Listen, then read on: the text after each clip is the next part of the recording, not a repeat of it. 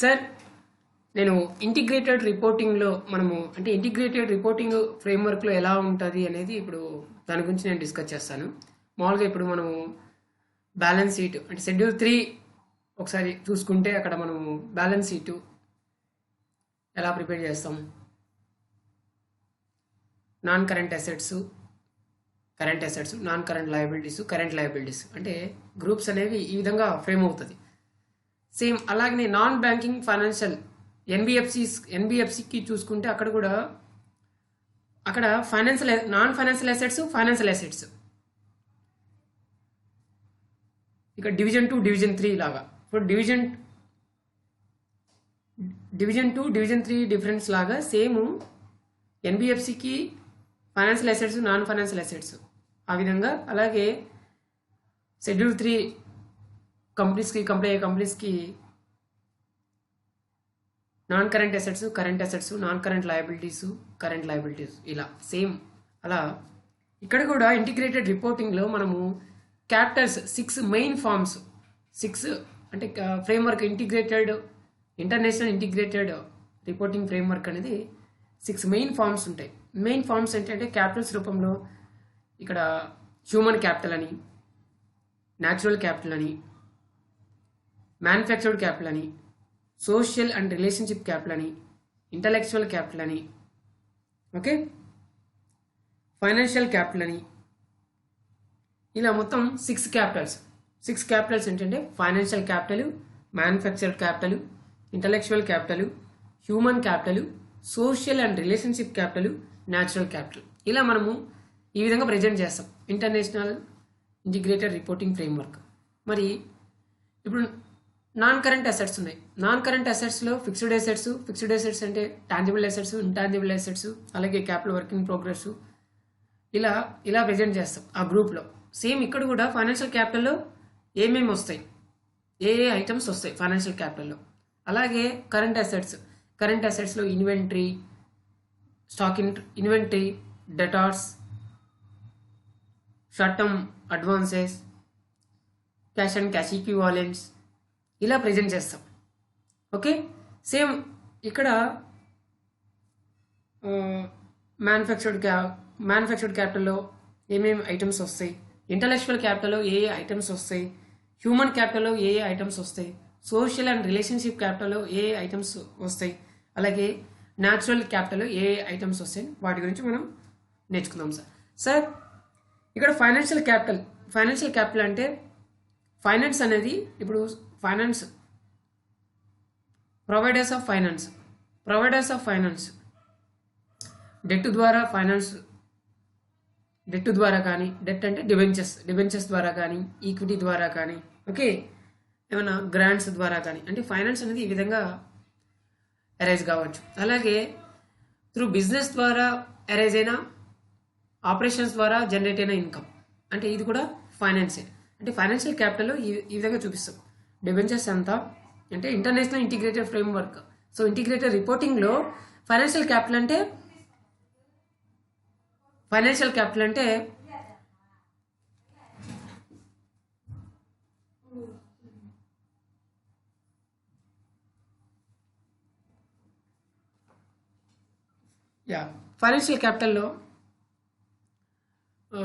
ఈ విధంగా డిబెంచర్స్ కానీ, ఈక్విటీ ద్వారా కానీ, గ్రాంట్స్ ద్వారా కానీ, అలాగే జనరేటెడ్ అయిన ఇన్కమ్ ఫ్రమ్ త్రూ ఆపరేషన్స్ ద్వారా ఈ ఫైనాన్షియల్ క్యాపిటల్ ఈ విధంగా చూపిస్తాం. Okay, right. నెక్స్ట్ మ్యానుఫ్యాక్చర్డ్ క్యాపిటల్లో ఏం చూపించామంటే ఇప్పుడు అంటే గూడ్స్ని production of goods or provision of services. అంటే గూడ్స్ని ప్రొడ్యూస్ చేయాలంటే ఏదొక ఎక్విప్మెంట్ కావాలి, అంటే ఇన్ఫ్రాస్ట్రక్చర్ కావాలి. సో సర్వీసెస్ ప్రొవైడ్ చేయాలన్న అంటే ఈ యొక్క మ్యానుఫ్యాక్చర్డ్ క్యాపిటల్లో అంటే ఏమంటే బిల్డింగ్స్ ఏంటి, ఎక్విప్మెంట్ ఏంటి, ఇన్ఫ్రాస్ట్రక్చర్ అంటే రోడ్స్ కానీ, రైల్స్ కానీ ఇవి. సో మ్యానుఫ్యాక్చర్డ్ క్యాపిటల్లో అంటే కంపెనీ మ్యానుఫ్యాక్చర్డ్ క్యాపిటల్లో మనకి ఇన్ఫర్మేషన్ ప్రజెంట్ చేస్తుంది. ఏ విధంగా ప్రజెంట్ చేస్తుంది, కంపెనీకి ఉన్న బిల్డింగ్స్ ఏంటి, కంపెనీకి ఉన్న ఎక్విప్మెంట్స్ ఏంటి, కంపెనీకి ఉన్న ఇన్ఫ్రాస్ట్రక్చర్ ఏంటి, అలాగే కంపెనీ యొక్క ఫైనాన్షియల్ క్యాపిటల్ కంపెనీ ఏ విధంగా ఫైనాన్స్ అయింది, డెట్ ద్వారా ఫైనాన్స్ అయిందా, ఈక్విటీ ద్వారా ఫైనాన్స్ అయిందా, గ్రాంట్ ద్వారా ఫైనాన్స్ అయిందా, అలాగే జనరేటెడ్ ఇన్కమ్ ఎంత ఉంది, అలా మనకి ఈ క్యాపిటల్స్ రూపంలో ప్రజెంట్ చేస్తుంది. సేమ్ అక్కడ మనము ఈక్విటీ అండ్ లయబిలిటీస్లో ఈక్విటీ ఎంత, reserves and surplus, share holders funds ఎంత, లాంగ్ టర్మ్ బారోయింగ్స్ ఎంత. సో మనకి ఫండ్స్ రూపంలో ఏ విధంగా ఫైనాన్స్ అయ్యాము, అలాగే కరెంట్ లయబిలిటీస్లో ఏ విధంగా ఫైనాన్స్ అయ్యాము, అలాగే మనకున్న అసెట్స్ ఏంటి అంటే నాన్ కరెంట్ అసెట్స్ రూపంలో కానీ కరెంట్ అసెట్స్ రూపంలో కానీ ఆ విధంగా మనం ప్రజెంట్ చేస్తాం ఇన్ఫర్మేషన్. మనం అంటే ఇక్కడ ఎవరు, కంపెనీ ప్రజెంట్ చేస్తాం. తర్వాత ఇక్కడ నెక్స్ట్ ఇక్కడ ఇంటిగ్రేటెడ్ రిపోర్టింగ్లో ఫైనాన్షియల్ క్యాపిటల్ అయితే జస్ట్ ఫైనాన్స్ ఎలాగా, మ్యానుఫ్యాక్చర్డ్ క్యాపిటల్ అంటే వాళ్ళకున్న బిల్డింగ్స్ ఏంటి అంటే వాళ్ళకున్న అసెట్స్ అనేవి వీటిని మ్యానుఫ్యాక్చర్డ్ క్యాపిటల్ ద్వారా అంటే మ్యానుఫ్యాక్చర్డ్ ఫిజికల్ ఆబ్జెక్ట్స్, మనం manufactured physical objects. Next capital ఏంటంటే ఇంటలెక్చువల్ క్యాపిటల్. మరి ఇంటలెక్చువల్ క్యాపిటల్ అంటే ఇప్పుడు ఫిక్స్డ్ అసెట్స్లో tangible assets, intangible assets same, ఇలానే సేమ్ ఇక్కడ ఇంటలెక్చువల్ క్యాపిటల్ అంటే వాళ్ళకున్న పేటెంట్స్ ఏంటి, వాళ్ళకున్న కాపీ రైట్స్ ఏంటి, అలాగే వాళ్ళకున్న రైట్స్ ఏంటి, సాఫ్ట్వేర్ ఏంటి, ఇలా వాళ్ళకున్న తాసిడ్ నాలెడ్జ్, ఆర్గనైజేషనల్ తాసిడ్ నాలెడ్జ్ ఈ రూపంలో ప్రజెంట్ చేస్తారు అంటే కంపెనీ. నెక్స్ట్ హ్యూమన్ క్యాపిటల్ అంటే నెంబర్ ఆఫ్ ఎంప్లాయీస్ ఎంతమంది ఉన్నారు కంపెనీలో. తర్వాత ఎబిలిటీ టు అండర్స్టాండ్ ఆర్గనైజేషన్ యొక్క స్ట్రాటజీ అండ్ ఆర్గనైజేషన్ యొక్క స్ట్రాటజీ ఇంప్లిమెంట్ చేయడం, ఎవరు ఉన్నారు, అలాగే పర్సన్స్ యొక్క కాంపిటెన్స్, పీపుల్స్ యొక్క కాంపిటెన్సెస్ ఏంటి, వాళ్ళ క్యాపబిలిటీస్, వాళ్ళ ఎక్స్పీరియన్స్, అలాగే loyalties and motivations for improving process, production of goods or services, their ability to lead, management and collaborate. ఇలా హ్యూమన్ క్యాపిటల్ నెక్స్ట్ హ్యూమన్ క్యాపిటల్లో ట్రైనింగ్ అంటే ఇప్పుడు ఎంప్లాయీస్కి ట్రైనింగ్ ఇవ్వడం, ట్రైనింగ్ కాస్ట్ ఎంత ఇన్కర్ అయ్యాడు, ఎంప్లాయీస్ సాటిస్ఫాక్షన్ ఎలా ఉంది అనేది హ్యూమన్ క్యాపిటల్లో మనము కంపెనీ అనేది ప్రజెంట్ చేస్తారు integrated reporting. Next social and relationship capital అంటే ఇప్పుడు సపోజ్ కార్పొరేట్ సోషల్ రెస్పాన్సిబిలిటీ సంబంధించి ఎంత ఎక్స్పెండిచర్ ఇంకా ఏమో, రిలేషన్షిప్, కస్టమర్స్ రిలేషన్షిప్, సప్లై అంటే ఇంటర్ లెవెల్ అంటే within the organisation, outside the organisation relationship అనేది ఎలా ఉంది కంపెనీకి అంటే కస్టమర్స్తో రిలేషన్షిప్ ఎలా ఉంది, సప్లైస్తో రిలేషన్షిప్ ఎలా ఉంది, గవర్నమెంట్స్తో రిలేషన్షిప్ ఎలా ఉంది అనేది ఈ యొక్క సోషల్ అండ్ రిలేషన్షిప్ క్యాపిటల్ మనము చూసుకుంటే క్లారిటీ అనేది క్లియర్ అవుతుంది. కంపెనీ ఆపరేట్ కావాలంటే సొసైటీ అనేది లైసెన్స్ ఇవ్వాలి, లాంగ్ టర్మ్ ఎప్పుడైనా. నెక్స్ట్ పాయింట్ వాల్యూ క్రియేషన్ అంటాం. ఇప్పుడు strategy, cost management and performance ఎవాల్యుయేషన్లో మనము ఈ పర్ఫార్మెన్స్ని మెజర్ చేయాలంటే, పర్ఫార్మెన్స్ని ఎవాల్యుయేట్ చేయాలంటే ఫైనాన్షియల్ పర్ఫార్మెన్స్లో మెజర్ చేయొచ్చు, నాన్ ఫైనాన్షియల్ పర్ఫార్మెన్స్లో మెజర్ చేయొచ్చు.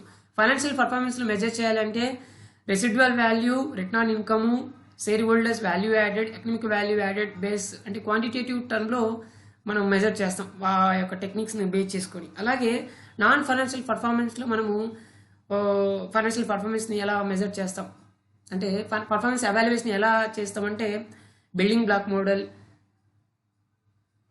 Balance score card, performance pyramid, performance prism, okay,